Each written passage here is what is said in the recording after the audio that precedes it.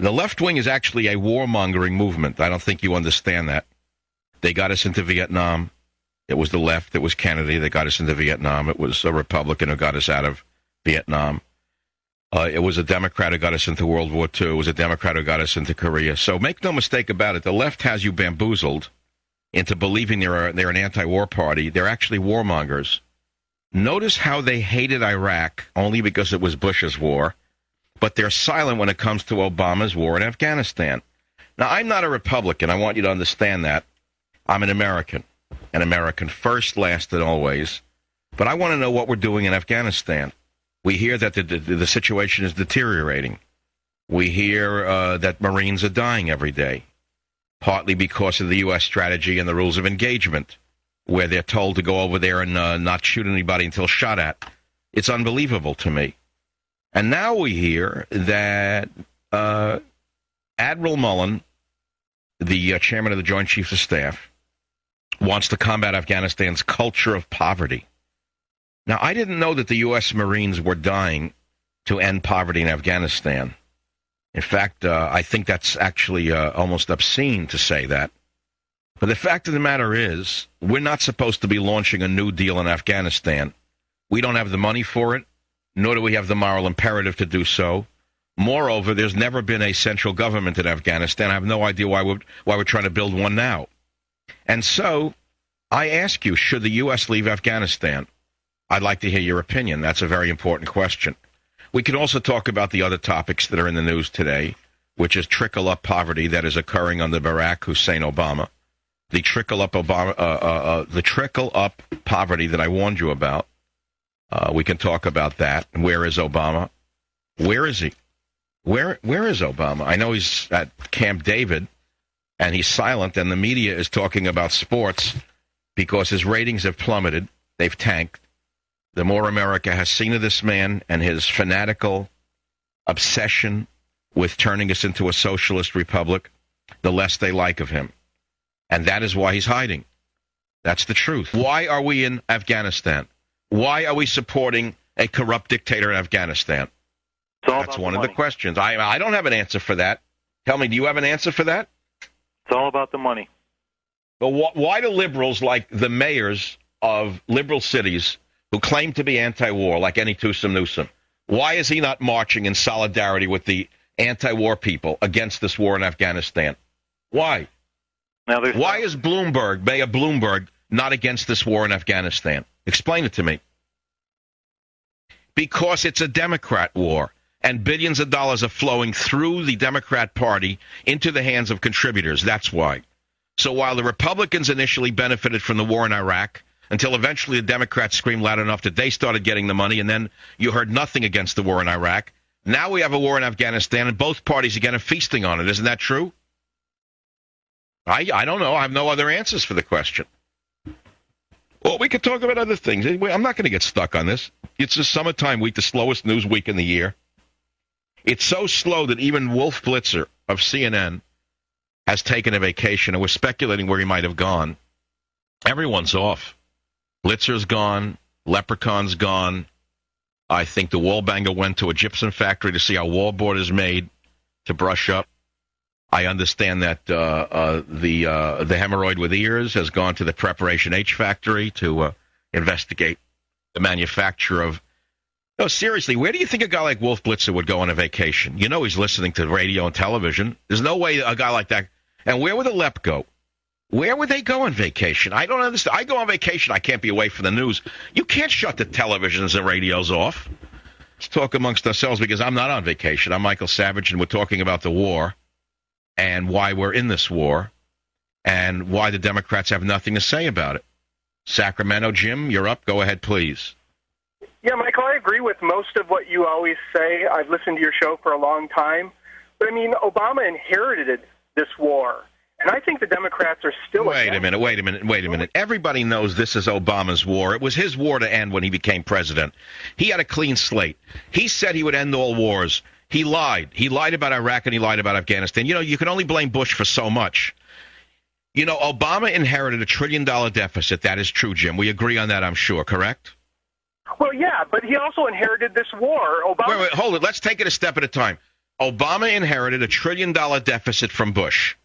And his cure for the $1 trillion deficit was to raise it to $3 trillion in 1 year. Did that make sense? So his cure for the war in Iraq was to amp up the war in Afghanistan by doubling the number of troops?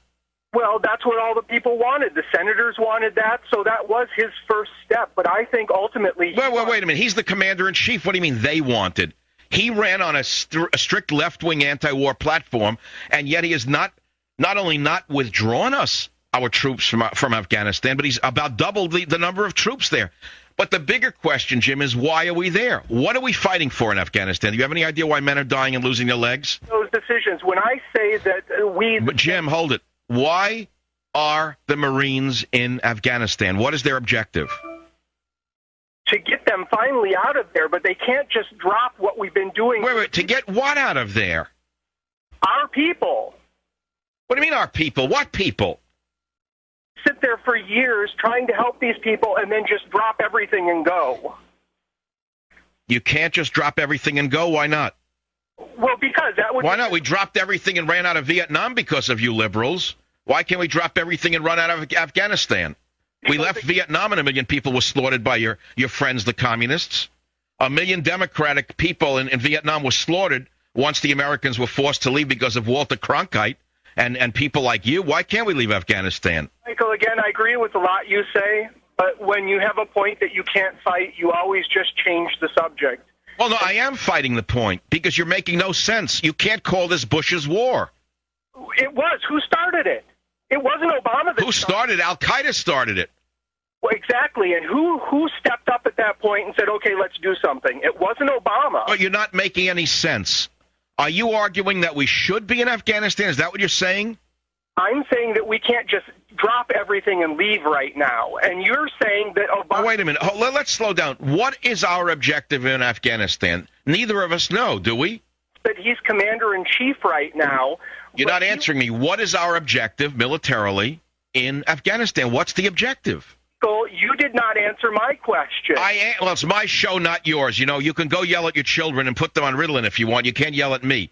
What is our objective in Afghanistan? You're not answering the question because you don't know. All you want to do is continue to blame Bush for everything. Why don't you just drag Nixon out of the grave? Help the people and get Al-Qaeda out of there. Get Al-Qaeda out of there? How can you get them out of there when they are Afghanistan? Not all of them. Okay, let's start from the bottom. Do you know that there's an operation there called Operation Sisyphus, where dumb U.S. officials are urging farmers to grow other crops? What other crops will they grow? Lettuce? Corn? Rice? Come on, now you know. Now you don't know what you're talking about. There's no money in corn. There's only money in opium poppies. They're never going to stop growing opium. It's the opium basket of the world. So what? Thanks for the call. It's the opium basket of the world. I'm the one who named it that, by the way. You can write that down. It'll be stolen by the Hem. If I'm not mistaken, the Hem's rushing to pre-recorded for yesterday. Oh, he said the opium basket of the world. That's good. Maybe I can use it yesterday and take credit for it and cry at the same time. I'll be right back. Anyway, let's get back to Afghanistan. Why are we in Afghanistan? Why are we not leaving Afghanistan? What about those of you who voted for Obama? Are you happy we're in Afghanistan? Sacramento, Francine, welcome to the Savage Nation. Oh, my God, I can't believe I'm talking to you. I've tried to get through to you for a long time. I'm a 75-year-old Democrat that's embarrassed to say that I voted for Obama, and I wrote him a letter, and I asked for my vote back because he had written me a letter and asked if he could count on me because I hadn't contributed any money to the Democratic Party. We're in Afghanistan. I hate it, and I still have my bumper sticker on my car, which says, "Bring home all our troops right now." I've had that on for years since the war started, and I'm well. At least you're true to your beliefs. That's very unusual for so-called progressives. Long, but first, let me ask you, Francine. You're opposite than I am. You're political opposite to me, aren't you? So why do you listen to the show? Why do I? Yes. I listened to the show because, my God, I finally got stimulated. I finally got excited. I finally said, oh, my God, I feel like I've gone back to the true me way back when I wrote for our school newspaper like 30, 40 years ago in L.A. So, in other words, you feel the passion and excitement that I feel. Yes, oh my God, yes. You know, at first I didn't like it. So he's just so conceited. And then I said, but I couldn't stop listening to you. Every day I began to become, oh my, and you being... You know, Francis, I want to address this issue, this concept that I am conceited and self-centered. It's probably true to a great extent, but let me explain something. Talk radio is a competitive event. It's not that different than any competitive sport.